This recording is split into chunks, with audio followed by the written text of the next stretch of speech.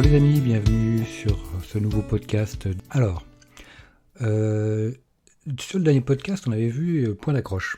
Ça, c'était pour une photo de paysage quand on est débutant. Ça, c'était une partie importante. Maintenant, aujourd'hui, on va voir l'importance du premier plan au niveau de notre photo de paysage. Alors, un premier plan, c'est pas obligatoirement un point d'accroche. Ce qu'il est important, c'est que on doit avoir une hiérarchie au niveau des éléments qui sont visibles sur notre photo pour que le regard du spectateur puisse aller d'un plan à un autre, qu'il y ait un peu comme un parcours, un itinéraire suggéré au regard du spectateur pour qu'il ne s'embête pas, qu'il ne s'arrête pas et qu'il n'erre pas comme une âme en peine sur notre photo en ne sachant quoi regarder parce qu'il n'y a rien qui l'intéresse. Ça, c'est vraiment important. Toujours, quand vous avez une envie, quand vous voulez photographier un paysage, toujours posez-vous la question, est-ce que je peux incorporer un premier plan ? Et si oui, est-ce que ça va apporter quelque chose à mon image ? Est-ce que ça va améliorer les choses ou est-ce que ça va défavoriser les choses ? Parce que si ce premier plan n'a rien à voir avec le paysage que je veux photographier, on ne va pas forcément faire une bonne action pour notre photo. Donc un premier plan, c'est toujours... Je ne veux pas dire que c'est toujours nécessaire, parce que parfois on ne peut pas systématiquement incorporer un premier plan, ça n'est pas toujours faisable. Soit parce que le paysage ne s'y prête pas, notre sujet ne s'y prête pas. Par exemple, si vous êtes sur une corniche, sur une falaise, et que vous voulez prendre un paysage en photo qui est relativement loin de vous, il n'y aura pas de premier plan.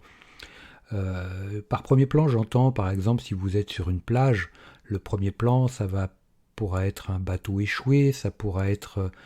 c'est marrant que je vous parle de bateau parce que j'ai fait sur la formation, c'est la formation numéro 32, j'ai fait les photos dans un cimetière de bateaux et mon premier plan était une épave, justement. Mon premier plan était une épave et l'arrière-plan c'était un lever de soleil.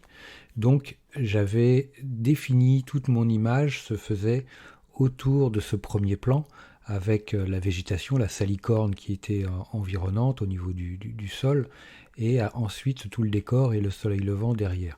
Donc j'avais vraiment quelque chose de construit, de réfléchi. Donc c'était la formation photo de paysage numéro 32 que vous retrouverez sur le site. Il n'y a strictement aucun problème, vous aurez un lien en description. Mais vous voyez comme ça, quand on construit notre image, quand on a la possibilité de mettre un premier plan, c'est-à-dire que le premier plan va être en quelque sorte la porte d'entrée du regard du spectateur sur votre photo. C'est ce qui va faire qu'on va s'arrêter sur votre image et qu'on va tout de suite regarder une zone. Ça sera, en règle générale, c'est à 90% du temps le premier plan. Donc ce premier plan, ça peut être soit de la végétation, des fleurs, ça peut être un élément du décor, ça peut être un animal, un personnage, ça peut être quelque chose de dynamique, de flou, avec un flou de bouger. On n'est pas obligé d'avoir quelque chose d'hyper net. Je me souviens dans les photos aux États-Unis, dans les formations sur les photos aux États-Unis, j'en avais fait une avec c'était un monument de vallée avec le Forrest Gump Point, avec la grande ligne droite qui part avec les mezzas en pierre au fond, et j'avais un bus scolaire, un school bus qui était en mouvement sur la partie droite de la photo, qui était en flou, légèrement flou, qui circulait sur la route. Donc lui était mon premier plan, donc il était tout jaune, bien pétant, donc c'était un premier plan qui tout de suite scotche le regard du spectateur. Essayez toujours d'avoir cette idée-là à l'esprit, de mettre un premier plan qui va... le premier plan peut prendre une grosse part de la photo, hein, ça peut être une partie végétation avec des fleurs, ça peut être un gros rocher, ça peut être plein de choses, donc ça peut être un personnage. Donc ne vous privez pas, testez évidemment toutes les possibilités qui s'offrent à vous pour un premier plan. Alors attention, qui dit premier plan dit aussi risque, si vous voulez qu'il soit net, risque de profondeur de champ. Donc attention de bien calculer la bonne ouverture, le bon diaphragme bien suffisamment fermé et le bon endroit de mise au point pour que votre premier plan et votre arrière-plan soient complètement nets, parfaitement nets, si c'est votre souhait.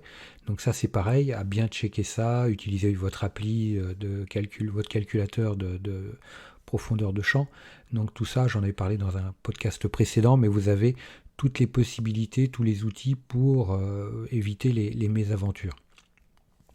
On peut également avoir un premier plan qui n'est pas obligatoirement net, qui peut être flou, simplement suggestion, qui va être un élément de décor, un élément de la construction de l'image. Un premier plan flou, ça peut être par exemple une branche d'arbre, un bout de végétation.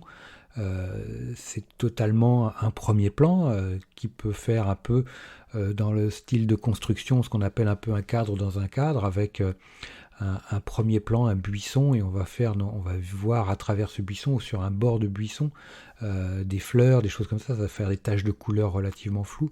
Donc là, à l'inverse, il va falloir faire attention à ce que notre premier plan soit bien flou, si on veut pas qu'il soit trop présent et qu'il se contente d'être un peu la porte d'entrée à l'image sans prendre le sujet principal. Parce que le premier plan peut être flou, parce que ça peut être la porte d'entrée sur la photo, comme je viens de vous le dire, mais qu'on ne veut pas que ce soit le sujet principal. Donc ça, c'est vraiment une suggestion pour attirer le chaland, qu'il regarde l'image, mais surtout qu'il soit tout de suite dirigé vers le sujet principal de la photo. Donc vous voyez, il y a beaucoup de possibilités au niveau de premier plan, de l'arrière-plan. Le premier plan est vraiment là, avec la possibilité d'être le sujet principal, ou alors une porte d'entrée, quelque chose qui va attirer le regard du spectateur pour le prolonger vers le sujet principal, l'arrière-plan éventuellement. Donc tout ça, c'est des choses à tester. Déplacez-vous, déplacez votre premier plan, remontez, descendre. Plus vous allez monter, plus votre premier plan va descendre et perdre en importance. Plus vous allez descendre sur votre axe de prise de vue, et plus le premier plan va prendre de l'importance et être plus important dans l'image, donc il sera plus fort. Plus vous allez vous en rapprocher, plus vous risquez de le rendre flou. N'oubliez pas ça, parce que la profondeur de champ, vous réduisez la profondeur de champ, plus vous êtes près de votre premier plan, et plus ça sera compliqué de l'avoir net avec l'arrière-plan, et alors que plus vous vous en éloignez, plus vous facilitez les choses. Donc ça fait partie des éléments à prendre en compte. Voilà les amis, écoutez, je vous ai parlé de la formation numéro 32 sur la photo sur les cimetières de bateaux, c'était un soleil levant, et c'était une photo de paysage où en plus j'avais utilisé un flash de reportage pour éclairer mon épave. Donc vous voyez, on a tout moyen, toute latitude pour améliorer les choses quand c'est compliqué. Parce que c'est vrai que je faisais une photo de lever de soleil et mon épave était très belle.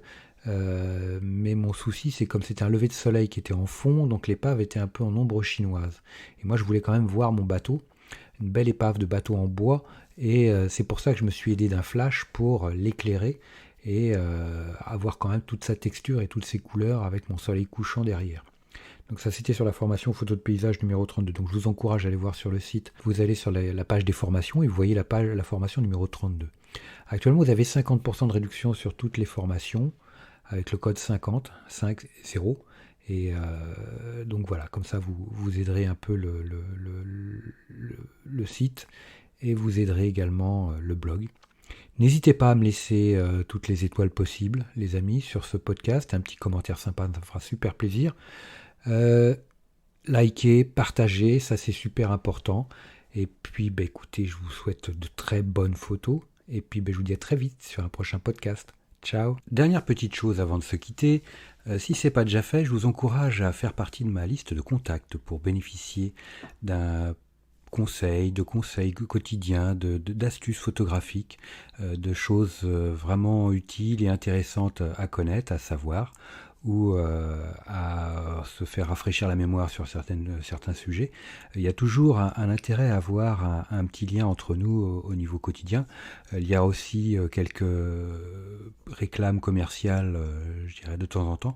Voilà, donc n'hésitez pas à aller voir sur les formulaires du site comment-photographier.com. Vous en avez sur les articles au niveau de la colonne de droite ou autrement en bas d'article, vous avez des formulaires un peu partout et vous pourrez comme ça ainsi faire partie de la liste de contacts. Autre chose également, actuellement il y a 50% de réduction sur toutes les formations du site commentphotographier.com. Donc vous allez sur le site commentphotographier.com et vous allez sur la page formation tout simplement, ou alors comment-photographier.com/formation photo. Mais allez sur le site, ça sera beaucoup plus simple. Donc vous avez 50% avec le code 50 en chiffres arabes et Vous pourrez bénéficier de toutes les formations à moitié prix. Vous avez une quarantaine de formations sur la photo de paysage, vous avez des formations sur le portrait, vous avez des formations sur les photos d'enfance, sur les photos flash, sur la photo culinaire, j'en passe et des meilleurs les amis. Donc ne vous privez pas, c'est actuellement avec le code promo 50 50%. Voilà les amis, je vous dis à très vite pour de nouveaux podcasts. Ciao.